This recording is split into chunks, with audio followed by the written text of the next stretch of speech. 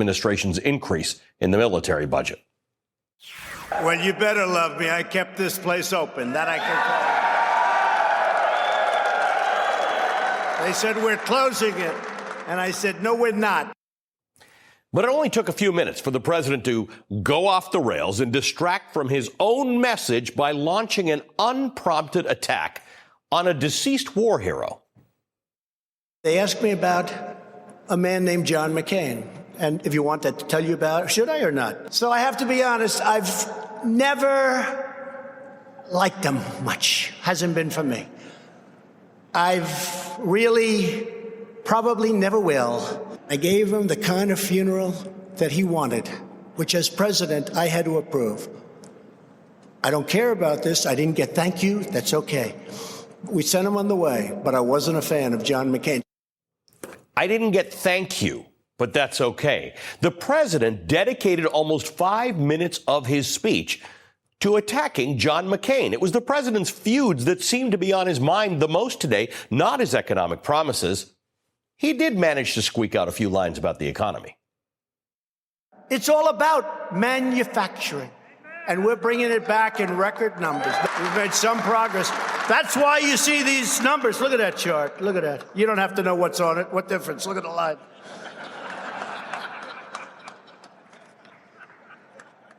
You don't have to know what the hell is on it.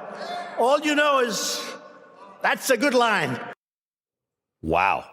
I'd like to know what that's about, because we're not bringing manufacturing jobs back in record numbers. Manufacturing jobs have increased slightly, not necessarily due to Trump's policies, but voters in Ohio may not be feeling like the president kept his promise.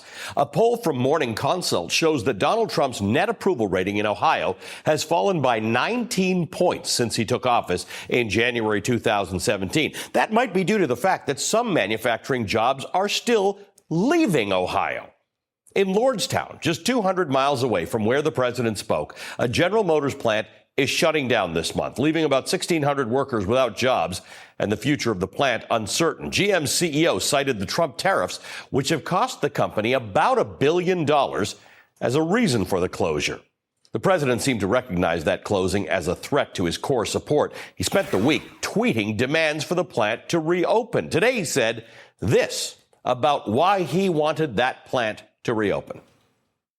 Get the discussions going, get it open. Lordstown's a great area. I guess I like it because I won so big there. Meanwhile, in Washington, the Federal Reserve chairman gave an economic forecast that was much less optimistic than what the president was saying and what the White House said yesterday. Data arriving since September suggests that growth is slowing somewhat more than expected. Financial conditions tightened considerably over the fourth quarter. While conditions have eased since then, they remain less supportive of growth than during most of 2018. But the president's focus seemed elsewhere. Donald Trump began his day with a tweet attacking George Conway, the husband of his advisor, Kellyanne Conway, and he kept that up when he said this about George Conway to reporters. He's a whack job, there's no question about it, but I really don't know him. I think he's doing a tremendous disservice to a wonderful wife. Kellyanne is a wonderful woman, and I call him Mr. Kellyanne. The fact is that he's doing a tremendous disservice to a wife and family. All right, joining us now, John Harwood, the editor-at-large for CNBC, and David Leonhardt, an op-ed columnist for the New York Times. John, I don't know what Donald Trump gets from attacking John McCain. It's mysterious. He's been going at this for a few days. It's unprompted. Today it was entirely unprompted. He likes to start with, they asked me about John McCain, but in fact today nobody asked him about John McCain.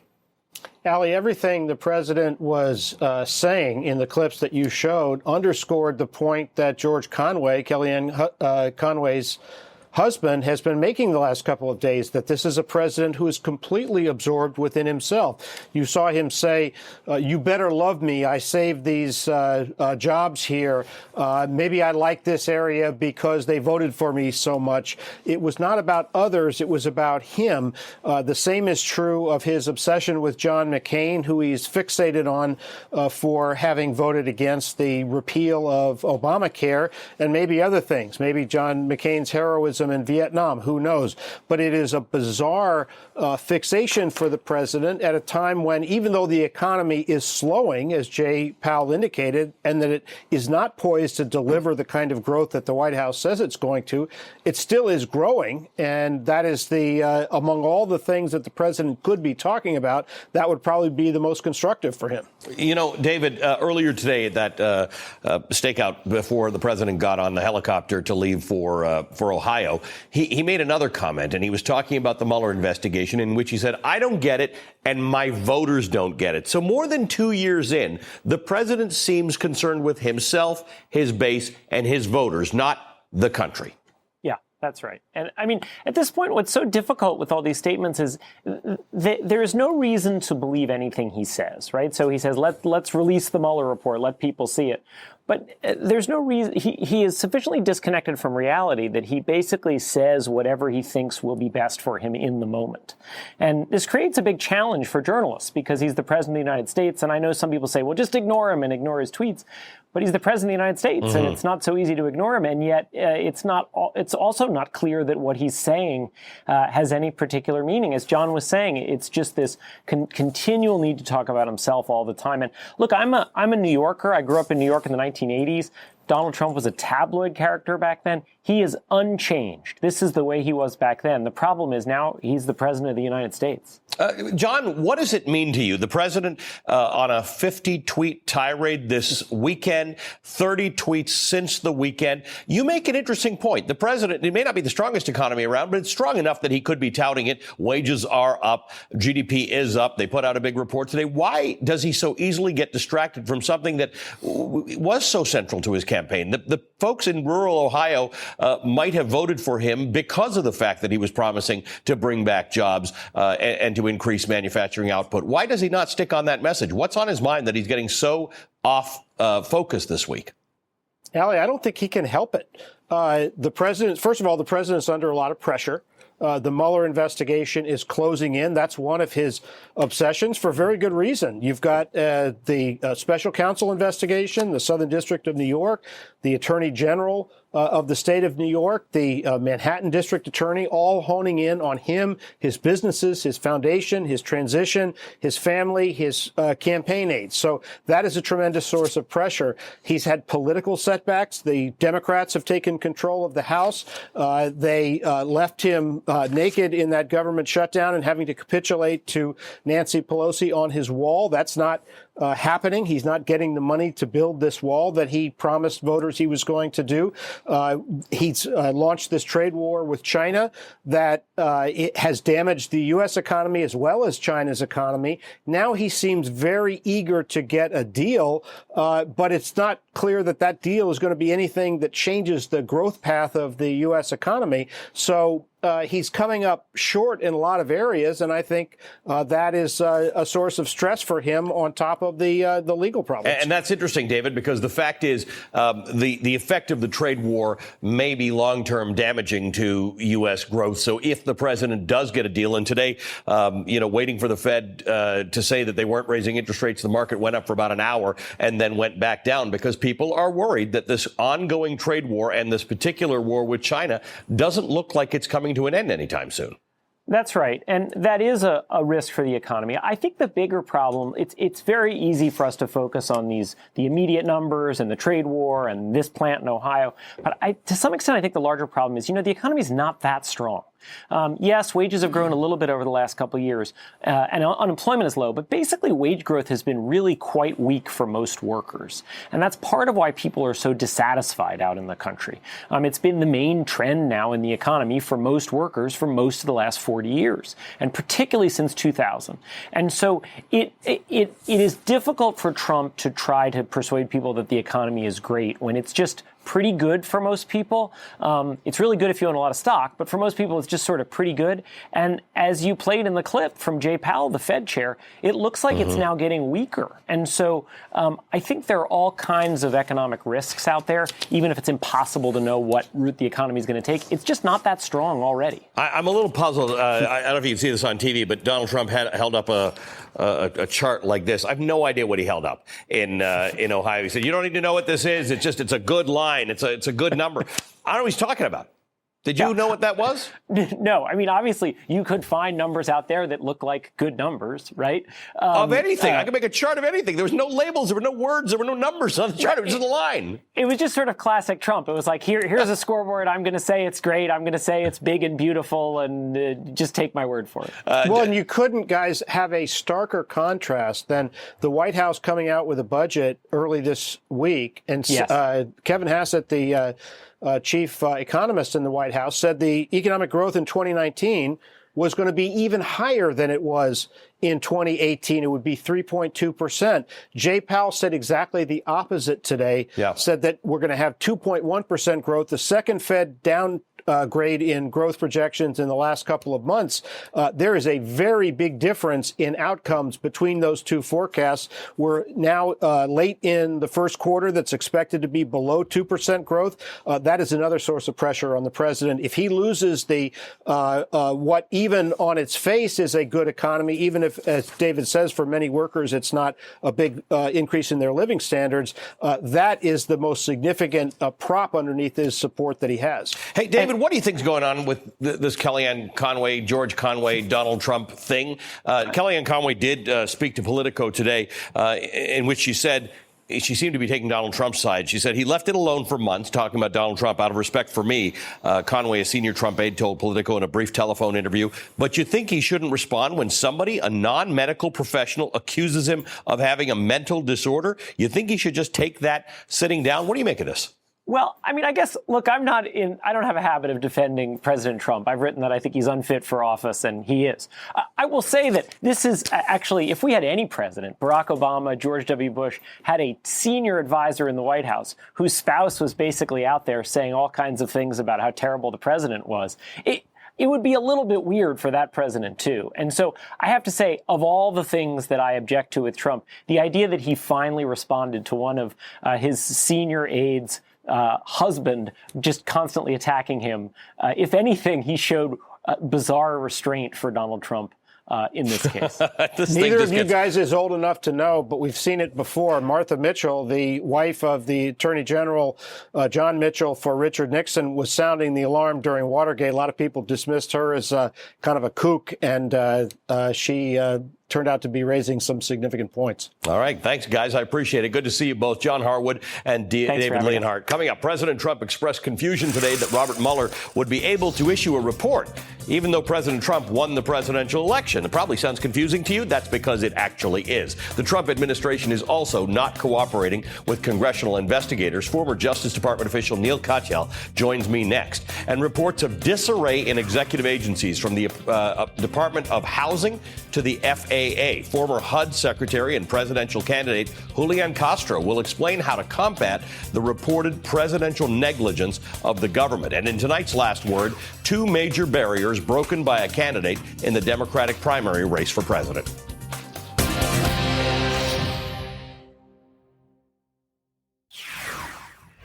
President Trump's continued attacks on George Conway and the late John McCain seem to be the shiny objects that he'd like us to focus on, instead of the looming release of Robert Mueller's final report on his Russia investigation. Today, the president again tried to challenge Mueller's appointment nearly 2 years into the investigation. Now, some of what you're about to hear from the president simply isn't true, and much of it simply doesn't make sense. I just won one of the greatest elections of all time in the history of this country, and even you will admit that. And now I have somebody writing a report that never got a vote, tens of millions of voters, and now somebody's going to write a report who never got a vote. A man out of the blue just writes a report. I got 306 electoral votes. It's sort of an amazing thing that when you have a great victory, somebody comes in, does a report out of nowhere. Tell me how that makes sense. Who never got a vote, who the day before he was retained to become special counsel, I told him he wouldn't be working at the FBI. And then the following day they get him for this? I don't think so. I don't think people get it. All right, so the president has a problem with unelected officials investigating him, but apparently he also doesn't care for congressional committees, which have a constitutional duty to conduct oversight investigating him either. Congressman Elijah Cummings, chair of the House Oversight Committee, says, quote, the White House has refused to hand over any documents or produce any witnesses for interviews, despite numerous requests. Chairman Cummings says that this refusal, quote, reflects a decision at the highest levels to deny congressional oversight altogether. President Trump also welcomed the release of the Mueller report. He welcomed it, despite the possibility that it might further implicate members of Trump world. Public have a right to see the Mueller report? I don't mind. I mean, frankly, I told the House, if you want, let them see it. Let it come out. Let people see it. That's up to the Attorney General. We have a very good Attorney General. He's a very highly respected man, and we'll see what happens. But it's sort of interesting that a man out of the blue just writes a report. Out of the blue, sort of interesting indeed. Or would it be if it would be interesting if a man just came out of the blue to write a report?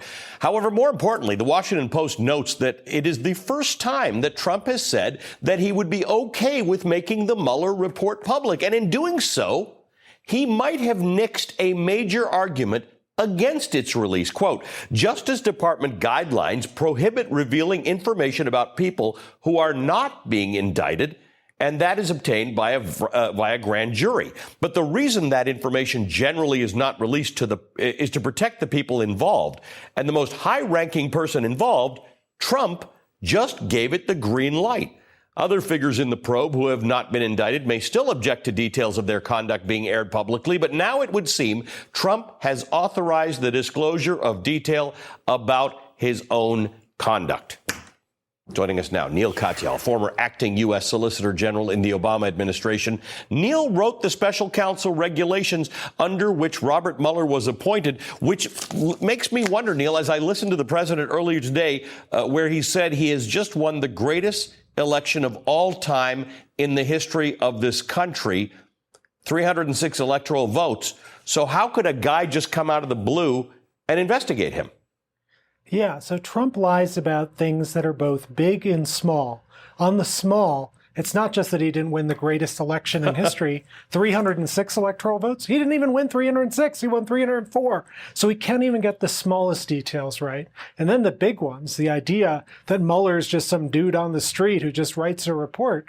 Mueller was appointed by Trump's own guy, Rod Rosenstein. Rod Rosenstein was put into the job by Donald Trump. So the idea that it's some man off the street or something like that, of course not. And then the most corrosive thing, the idea the president says nobody voted for Mueller and millions of people voted for me. I mean, there's nothing more corrosive and anti-democratic and a fundamental betrayal of our Anglo-American heritage, legal heritage for 500 years. I mean, the idea is that no person is above the law. And just because you were elected, that doesn't put you above the law. And by the way, it's an argument he should fear because it turns out there are some people who are elected. They're called members of Congress. And they are now going to get into this investigation big time. And I don't think the president will be very happy about those elected officials and what they're about to investigate. One of those people is Elijah Cummings, who said President Trump's actions violate our constitutional fundamental principle of checks and balances. If our committee must resort to issuing subpoenas, there should be no doubt about why. This has nothing to do with presidential harassment and everything to do with unprecedented obstruction. But I wonder, Neil, from listening to the president today, whether this is a game in which he believes his base or his supporters will play, or whether he has a fundamental misunderstanding of the fact that because he won an election, it doesn't prevent a report being written about him, an investigation taking place about him, and that Special Counsel Robert Mueller isn't a guy off the street. Yeah, I think Donald Trump really does show that he believes that this Constitution is all a game and it's just subject to rhetoric and being disregarded and the like. And I think Representative Cummings is exactly right. The most important duty he has as a member of Congress is to stand up and be a check and balance. I mean, that is the genius that Madison and Hamilton and Jay and others gave us in 1787. The idea that no matter who the president is, no matter how wise that person may be, they have to be subject to checks and balances, and chief among them is the role of Congress. You know, one of the things Adam Schiff was talking about, he told NBC News that he wants to investigate whether Trump or those around him might be compromised by a foreign government. Now, one of the points that Adam Schiff is making is that we can get obsessed about Donald Trump pre-election and what he may have done to get elected, and those appear to be the things in which he is alleged to be involved are actual crimes for which Michael Cohen has been found guilty. That said, there are concerns about what Donald Trump is doing as president or under what influence he may be as president. Adam Schiff seems to be indicating that from the House Intel Committee perspective, they're more interested in that. Yeah, so I think Schiff's on to something really important. As the nation awaits the Mueller report, I think it's important for everyone to know Mueller's mandate is a criminal mandate and sometimes a counterintelligence mandate, but it's not going to get into all the stuff about whether Trump lied about the Russians, for example, in 2016, when he said he had no business dealing with the Russians. It could conceivably get into it, but it's likely not to, because lying to the American public, while horrible, turns out not to be a crime. So I think Schiff and others in Congress are going to have to investigate these other things. And you could say, oh, this is this long, prolonged witch hunt, but it's a witch hunt of the president's own making. This is a president who's surrounded himself with people and who himself has lied about Russia repeatedly. And someone's got to get to the bottom line truth. And when Trump doesn't even bother to show up in Mueller's office and testify, someone's got to figure out what actually happened with Russia and what is continuing to happen with Russia. Well, we talked about Elijah Cummings on oversight. We talked about Adam Schiff on Intel. And then there's Jerry Nadler on the Judiciary Committee. All three committees taking a different approach in how they are going to get the necessary information. On Monday, there was a deadline for one of the committees to get subpoenas. Let me just tell you what that Wall Street Journal is reporting about the House Judiciary Committee planning to request documents from other Trump-connected officials. The House Judiciary Committee is planning to send a second wave of document requests to associates of President Trump, including Trump lawyer Rudy Giuliani and a former lawyer for Michael Cohen, who last year sought a pardon on his client's behalf, according to a person familiar with the committee's plans. Other individuals likely to be sent requests include former Secretary of State Rex Tillerson and Gary Cohn, an investment banker who served as Mr. Trump's top economic advisor until he stepped down 1 year ago. Neil, there is going to be no stone left unturned by this Congress. So if there's anything that Donald Trump's been up to, there won't be a place to hide. I hope that's right, because, for 2 years, Congress sat on its hands and did nothing to investigate Trump. And, this is someone who has repeatedly defied federal law. Just, one example, that Gary Cohn questionnaire that the Judiciary Committee is sending. Gary Cohn, who was revealed 2 weeks ago, complained about the fact that President Trump tried to block the Time Warner merger with AT&T because he was so upset by the coverage on your rival network on CNN. That is a blatant abuse of power. Again, it might not be criminal, but it is exactly the kind of thing our founders wrote the impeachment clause all about. And so, again, as we think and await the Mueller report, I think the most important thing is to understand it's only limited to crimes. It's not limited to these other things. And that's why you see House Judiciary Chairman Nadler stepping up and saying, I got to investigate this stuff. Neil, as always, thank you for joining me. Neil Katyal. All right, coming up next, presidential candidate Secretary Julian Castro on the president's apparent refusal to cooperate with investigators and his attack on Robert Mueller. And later, the Trump administration keeps losing policy fights that it should have won. And reports say it keeps losing because of poor planning and even incompetence.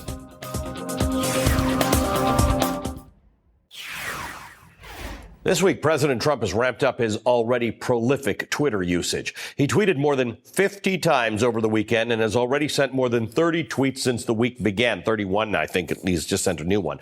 As the president continues to make the most of his executive time, the day-to-day work of actually running the country seems to be falling by the wayside. More than 2 years into his presidency, there are 152 Senate-confirmed positions for which Donald Trump has not even bothered to nominate anyone to fill the role.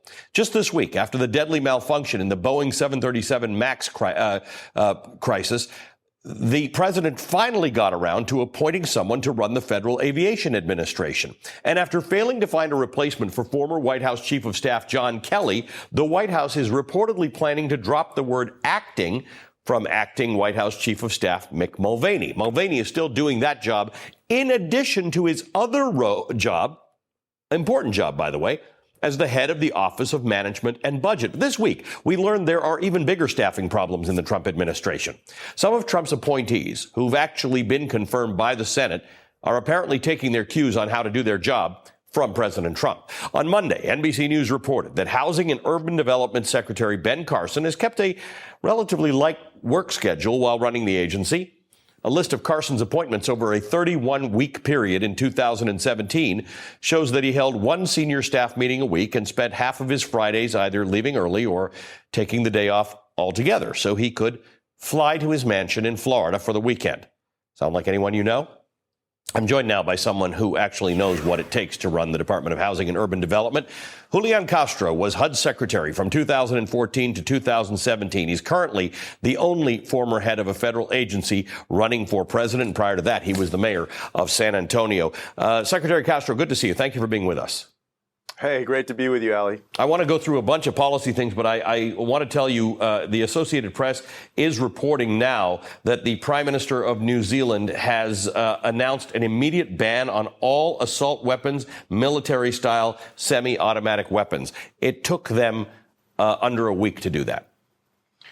It is amazing, isn't it? I'm glad to see that. Those are weapons of war. I don't think that they have any place out there on the streets.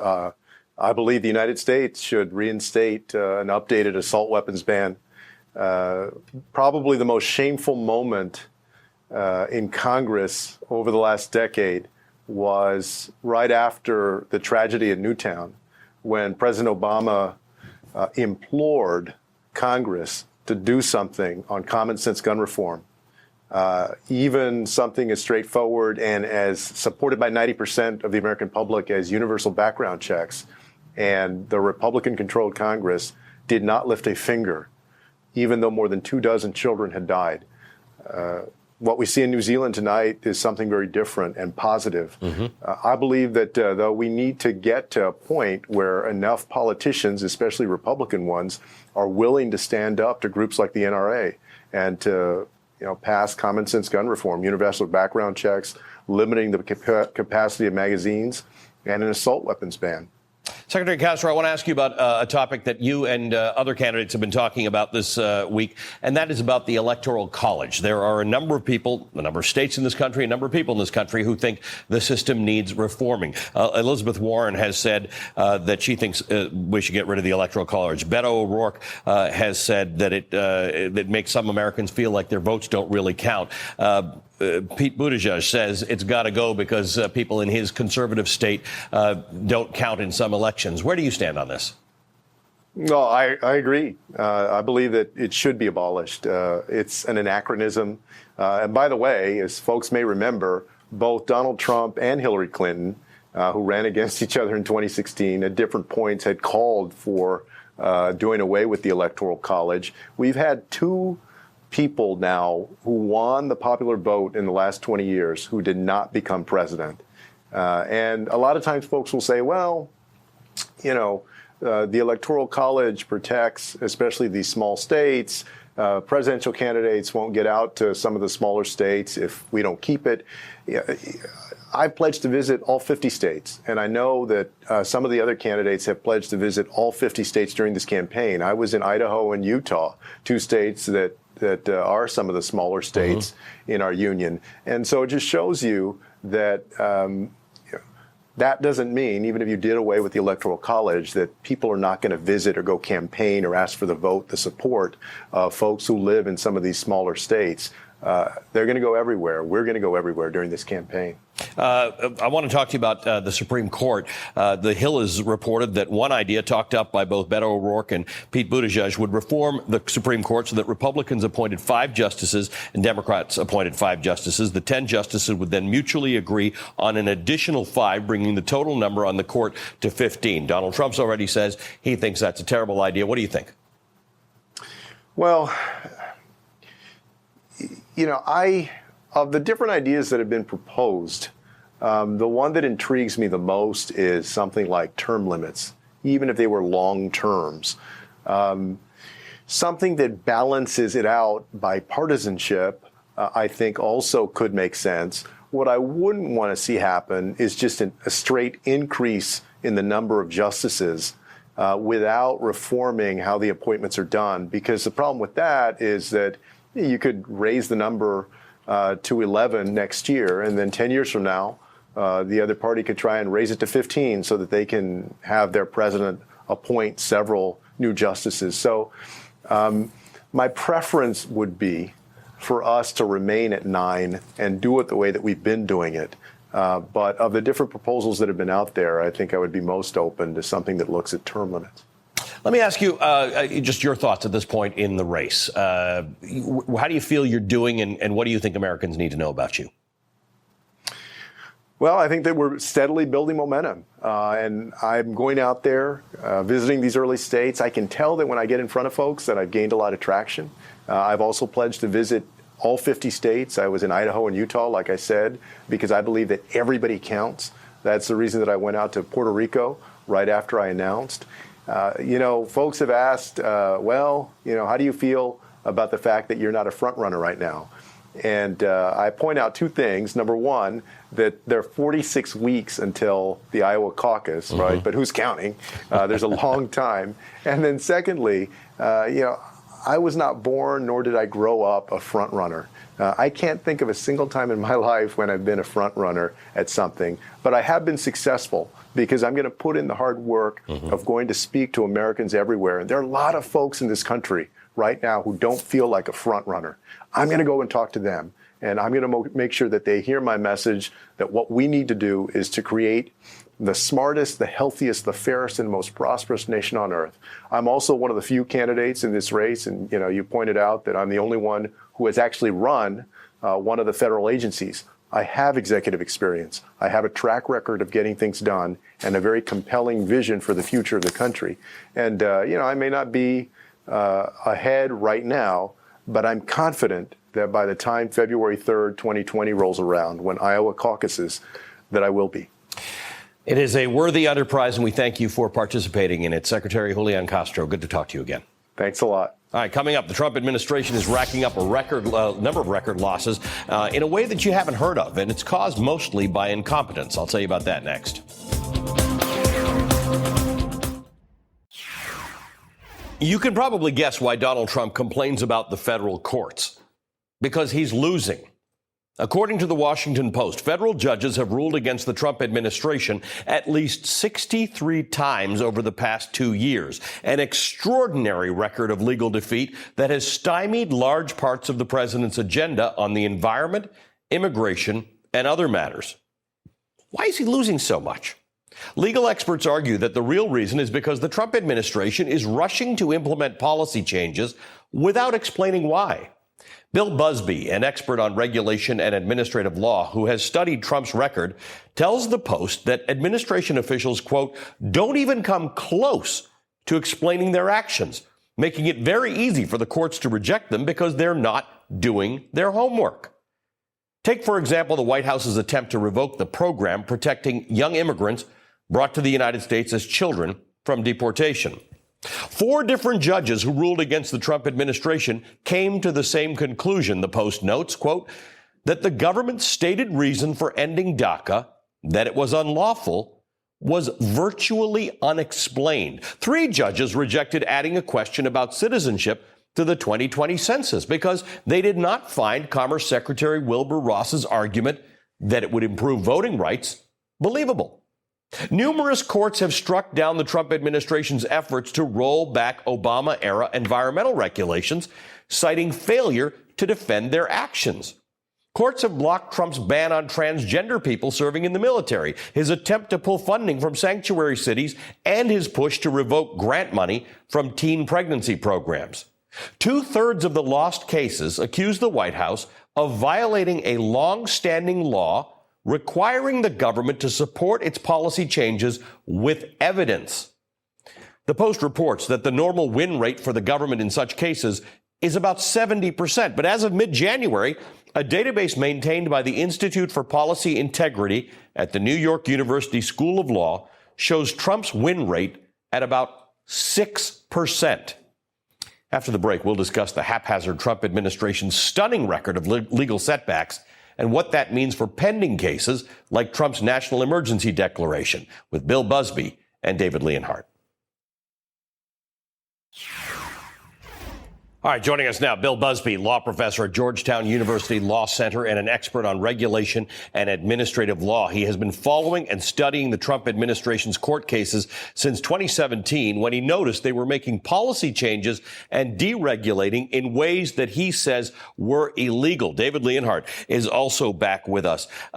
Bill, what made you think that these ways in which the administration was deregulating were illegal, given that this is something the president ran on? And you can see in places like the Consumer Financial Protection Bureau or the EPA or the Department of Energy put people in there to do what in his opinion is God's work of deregulating.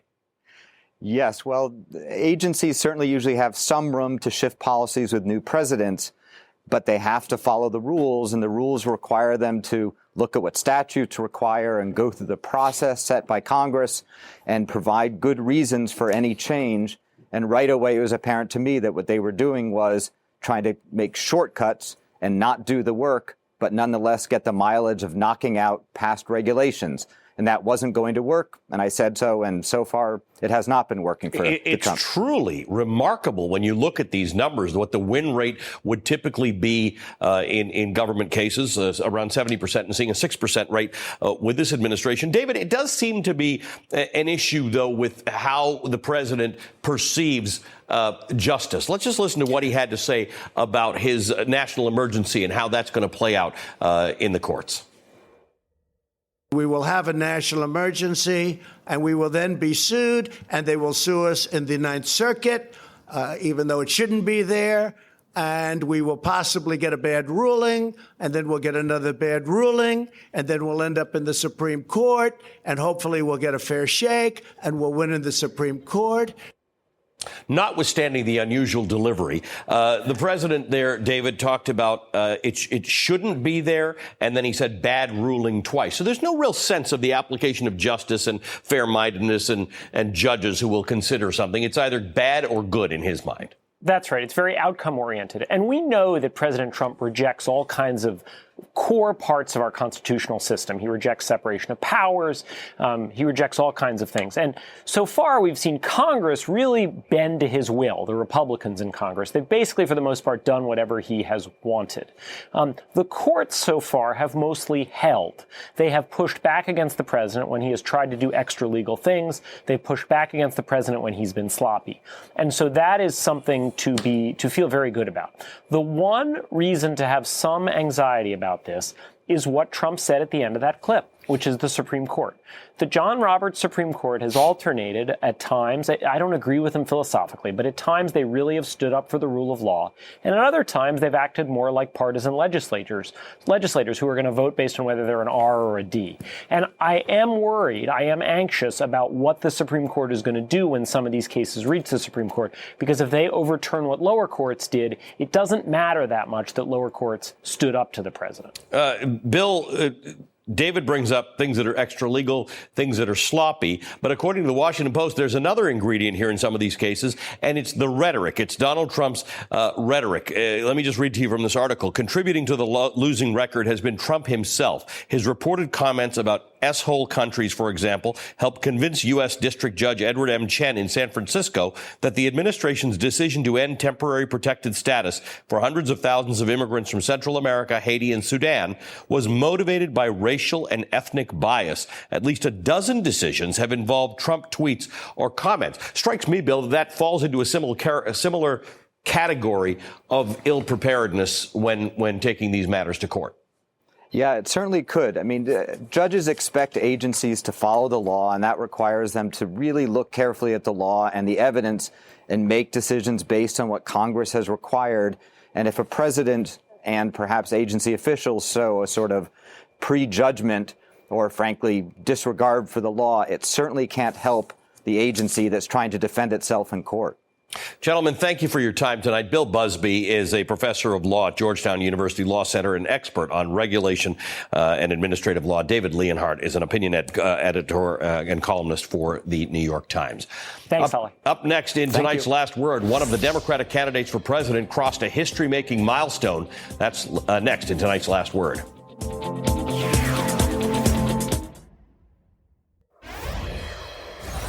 Time for tonight's Last Word. The Washington Post reports that what we call millennials, people born roughly between 1980 and 1996, displaced baby boomers as the country's largest voting age group in 2018.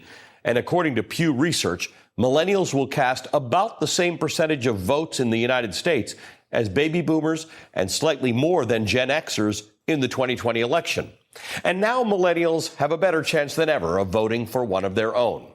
Mayor Pete Buttigieg's campaign announced that the Indiana mayor has crossed the threshold needed to make it onto the Democratic presidential primary debate stage in June.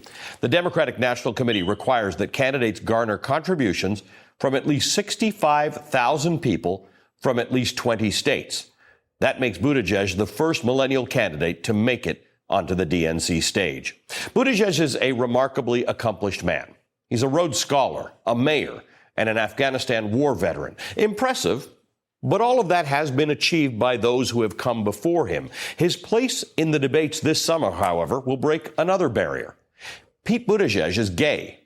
He's the first openly LGBTQ person to make it this far in a major political party's nomination process for president. Mayor Pete Buttigieg will add to the diversity when he joins the other candidates this summer on the Democratic Party's debate stage.